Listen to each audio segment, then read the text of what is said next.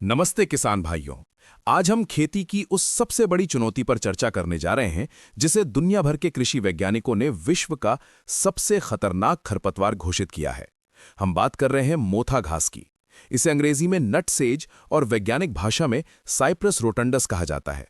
बहुत से किसान भाई इसे केवल एक साधारण घास समझते हैं, लेकिन सच तो ये है कि ये खेती की जमीन का वो कैंसर है जो धीरे धीरे आपकी मिट्टी की उर्वरक शक्ति को सोख लेता है। मोथा घास का इतिहास उतना ही पुराना है जितना कि मानव सभ्यता। ये पौधा दुनिया के 90 से अधिक देशों में पाया जाता है और 50 से अधिक मुख्य फसलों को सीधे तौर पर नुकसान पहुंचाता है। अगर आपके खेत में मोथा उग आया है तो इसका मतलब है कि आपकी फसल को मिलने वाला 40% यूरिया, डीएपी और पोटाश सीधा ये घास चोरी कर रही है। ये केवल एक पौधा नहीं है, बल्कि जमीन के नीचे फैला हुआ एक अभेद्य किला है। आज के इस विशेष अध्याय में हम मोथा के एक एक अंग की चीरफाड़ करेंगे और समझेंगे कि आखिर ये मरता क्यों नहीं है और इसे खत्म करने के वे कौन से गुप्त तरीके हैं जो बड़े बड़े कृषि विशेषज्ञ इस्तेमाल करते हैं। मोथा को खत्म करने के लिए सबसे पहले उसकी बनावट को समझना होगा। मोथा की पत्तियां गहरे हरे रंग की होती हैं और इनका आकार त्रिकोणीय होता है। अगर आप इसके तने को उंगलियों के बीच घुमाएंगे तो आपको महसूस होगा कि ये गोल नहीं बल्कि 3 कोनों वाला है। इसकी पत्तियों के ऊपर कुदरत ने मोम की एक बहुत पतली परत चढ़ाई है। यही वो सुरक्षा कवच है जिसकी वजह से जब आप साधारण खरपतवार नाशक दवाइयों का स्प्रे करते हैं तो पानी की बूंदें पत्ती पर टिकने के बजाय मोती की तरह फिसल कर नीचे गिर जाती हैं। लेकिन मोथा की असली ताकत जमीन के ऊपर नहीं बल्कि जमीन के नीचे छिपी है। इसके नीचे 3 चीजें होती हैं: जड़ें, राइजोम और ट्यूबर यानी गांठें। मोथा की गांठें ही उसकी आत्मा है। एक स्वस्थ मोथा का पौधा जमीन के नीचे गांठों की एक लंबी चेन बनाता है। एक गांठ से दूसरी गांठ एक धागे की तरह जुड़ी होती है। यदि आप ऊपर से घास को उखाड़ते हैं तो वो धागा टूट जाता है और मिट्टी के अंदर बची हुई गांठें तुरंत सक्रिय हो जाती हैं। वैज्ञानिकों ने शोध में पाया है कि एक मध्यम आकार की गांठ के अंदर इतनी ऊर्जा जमा होती है कि वो बिना किसी बाहरी भोजन के 7 बार नया पौधा बाहर निकाल सकती है। यही कारण है कि बार बार निराई गुड़ाई करने के बाद भी मोथा फिर से खड़ा हो जाता है। मोथा घास हर तरह की मिट्टी में पनप सकती है, चाहे वो भारी काली मिट्टी हो या हल्की रेतीली, लेकिन इसे सबसे ज्यादा पसंद है नमी वाली और उपजाऊ मिट्टी। जब हम अपने खेत में अच्छी फसल लेने के लिए खाद और पानी का प्रबंधन करते हैं तो हम अनजाने में मोथा के लिए भी स्वर्ग जैसा माहौल तैयार कर देते हैं। मोथा घास की जड़ें मिट्टी में एलिलोपैथिक रसायन छोड़ती हैं। ये ऐसे जहरीले रसायन होते हैं जो हमारी मुख्य फसल जैसे कि गेहूं, धान या गन्ने की जड़ों की वृद्धि को रोक देते हैं। यानी मोथा सिर्फ खाद पानी ही नहीं चुराता, बल्कि वो आपकी फसल को बढ़ने से रोकने के लिए मिट्टी में जहर भी उगलता है।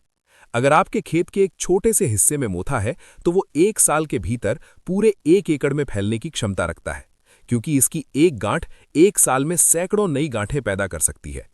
रसायनों की दुनिया में जाने से पहले हमें उन देसी और पारंपरिक तरीकों पर गौर करना चाहिए जो सदियों से कारगर रहे हैं। सबसे पहला और सबसे महत्वपूर्ण तरीका है गहरी ग्रीष्मकालीन जुताई। मई और जून के महीने में जब सूर्य की किरणें सबसे प्रचंड होती हैं, तब खेत की कम से कम 15 से 18 इंच गहरी जुताई करनी चाहिए।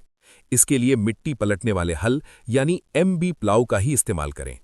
गहरी जुताई का विज्ञान ये है कि ये जमीन की निचली परतों में दबी हुई गांठों को ऊपर लाकर सीधी धूप के संपर्क में ला देती है। मोथा की गांठ तब तक जीवित है जब तक उसके अंदर नमी है। 45 डिग्री की धूप जब इन गांठों पर पड़ती है तो उनके अंदर का पानी पूरी तरह सूख जाता है। यदि गांठ का पानी सूख गया तो उसका जीवन समाप्त हो गया। याद रखें, जुताई के बाद खेत को कम से कम 20 दिनों तक खुला छोड़ना अनिवार्य है। दूसरा तरीका है फसल चक्र का जादू। मोथा को बढ़ने के लिए भरपूर रोशनी चाहिए। अगर आप ऐसी फसलें लगाते हैं जो जमीन को पूरी तरह ढक लेती हैं तो मोथा का दम घुटने लगता है। जैसे कि ढेंचा की फसल, ढेंचा इतनी तेजी से बढ़ता है कि वो जमीन पर घनी छाया कर देता है। बिना धूप के मोथा प्रकाश संश्लेषण नहीं कर पाता और धीरे धीरे उसकी गांठें कमजोर होकर सड़ने लगती हैं। अब हम बात करेंगे उन आधुनिक रसायनों की जो मोथा के किले को भेदने में सक्षम है।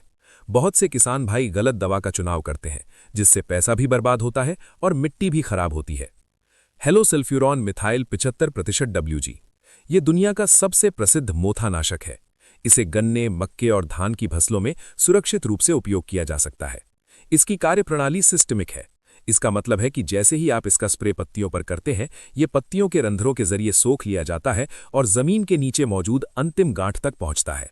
ये गांठों के भीतर जाकर एंजाइम को ब्लॉक कर देता है, जिससे मोथा का पूरा खानदान धीरे धीरे सूख कर खत्म हो जाता है। इसकी 36 ग्राम की मात्रा 1 एकड़ के लिए पर्याप्त है। ग्लाइफोसेट का विशेष मिश्रण। यदि आपका खेत खाली है और आप मोथा का जड़ से सफाया करना चाहते हैं तो ग्लाइफोसेट एक शक्तिशाली हथियार है, लेकिन इसे सीधे इस्तेमाल करने के बजाय एक खास मिश्रण बनाएं। 15 लीटर के स्प्रे पंप में 100 मिलीलीटर ग्लाइफोसेट डालें, साथ में 50 ग्राम अमोनियम सल्फेट और 50 ग्राम यूरिया मिलाएं। अमोनियम सल्फेट दवा को मोथा की सख्त पत्तियों के अंदर ले जाने में मदद करता है और यूरिया पौधे के रंध्रों को खोल देता है। ये मिश्रण मोथा की गांठों को जलाकर कोयला बना देता है। Pyrazosulfuron ethyl. ये धान के खेतों के लिए एक सुरक्षा कवच की तरह है। इसे धान की रोपाई के 3 से 5 दिनों के भीतर उपयोग करना चाहिए। ये मिट्टी की सतह पर एक पतली रासायनिक परत बना देता है, जिससे मोथा के बीज और गांठें अंकुरित। हमेशा साफ पानी का उपयोग करें। अगर पानी गंदा या मिट्टी वाला है तो दवा के कण मिट्टी के साथ क्रिया करके निष्क्रिय हो जाएंगे। दूसरा, हमेशा फ्लैट फैन या फ्लड जेट नोजल का उपयोग करें। ये नोजल दवा को बारीक फुहार के रूप में फैलाता है, जिससे मोथा की संकरी पत्तियां पूरी तरह भीग जाती हैं। तीसरा और सबसे जरूरी, स्प्रे के समय मिट्टी में पर्याप्त नमी होनी चाहिए। अगर मिट्टी सूखी है तो पौधा दवा को सोख नहीं पाएगा और आपको रिजल्ट नहीं मिलेगा। दवा के साथ हमेशा एक अच्छा सिलिकॉन आधारित स्टिकर यानी चिपकू जरूर मिलाएं।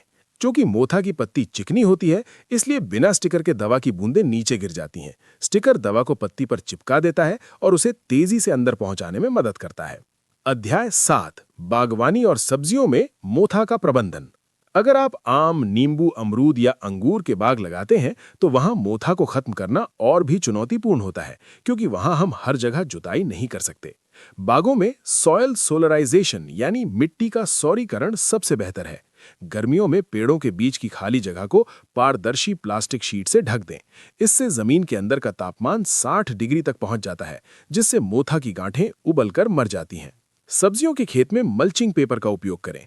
25 से 30 माइक्रोन का ब्लैक मल्च पेपर मोथा को बाहर निकलने ही नहीं देता। रोशनी के अभाव में मोथा मल्चिंग के नीचे ही दम तोड़ देता है। अध्याय 8, भविष्य की रणनीति और निष्कर्ष। किसान भाइयों, मोथा का नियंत्रण एक दिन या एक महीने का काम नहीं है। ये एक निरंतर चलने वाली प्रक्रिया है। आपको कम से कम 2 से 3 साल तक एक सख्त अनुशासन का पालन करना होगा। इस साल गहरी जुताई करें, अगले साल सही फसल चक्र अपनाएं और उसके साथ सटीक रसायनों का संतुलित उपयोग करें। याद रखें, मोथा केवल एक घास नहीं है, ये आपकी मेहनत की चोरी करने वाला एक डाकू है। अगर आप आज इस पर ध्यान नहीं देंगे तो आने वाले समय में आपकी जमीन बंजर हो सकती है। वैज्ञानिक खेती अपनाएं, सही दवाओं का चुनाव करें और अपनी मिट्टी को बचाएं। उम्मीद है कि मोथा घास पर दी गई ये विस्तृत जानकारी आपके जीवन में खुशहाली लाएगी। खेती से जुड़ी ऐसी ही तकनीकी और गहरी जानकारियों के लिए हमारे साथ जुड़े रहें। अपनी फसलों का ध्यान रखें और खुशहाल किसान बनें। जय जवान, जय